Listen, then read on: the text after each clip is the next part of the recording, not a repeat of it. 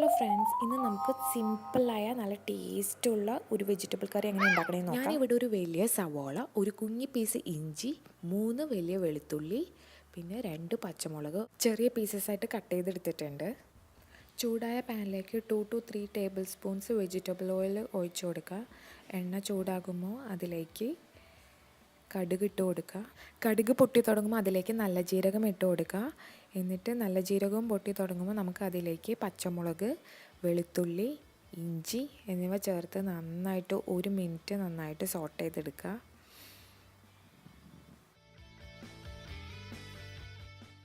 ഇനി അതിലേക്ക് നമ്മൾ കട്ട് ചെയ്ത് വെച്ചിരുന്ന സവോള ചേർത്ത് കൊടുക്കുക. എന്നിട്ട് നന്നായിട്ട് മിക്സ് ചെയ്യുക.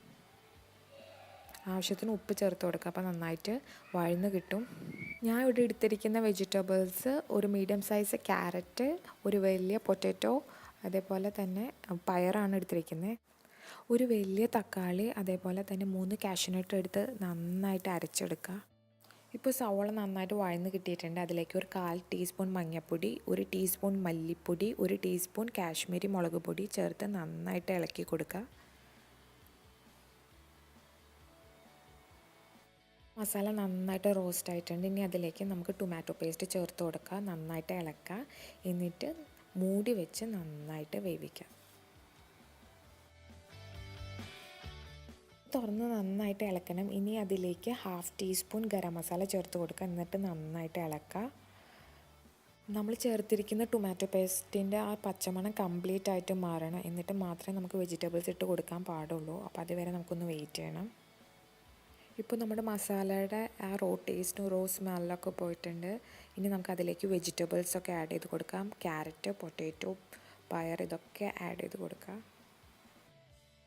ഇനി വെജിറ്റബിൾസും മസാലയിലും ഇട്ട് ഒരു 2 മിനിറ്റ് നന്നായിട്ട് സോട്ട് ചെയ്തെടുക്കുക.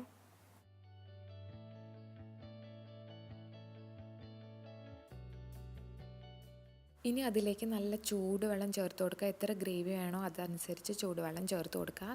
പച്ചവെള്ളം ഒരിക്കലും ചേർത്ത് കൊടുക്കരുത്.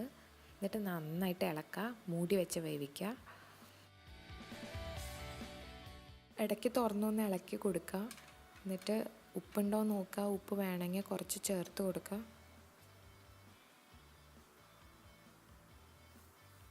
ഇപ്പോൾ നമ്മുടെ കറി റെഡി ആയിട്ടുണ്ട്. വെജിറ്റബിൾസൊക്കെ നന്നായിട്ട് വെന്തിട്ടുണ്ട്. ഇനി അതിലേക്ക് ഒരു 1/4 ടീസ്പൂൺ ഷുഗർ ചേർത്ത് കൊടുക്കുക. എല്ലാ മസാലാസും ഒന്ന് ബാലൻസ് ആവാൻ വേണ്ടിയിട്ട്. സോൾട്ട് നോക്കുക. സോൾട്ട് ആവശ്യമുണ്ടെങ്കിൽ ചേർത്ത് കൊടുക്കുക.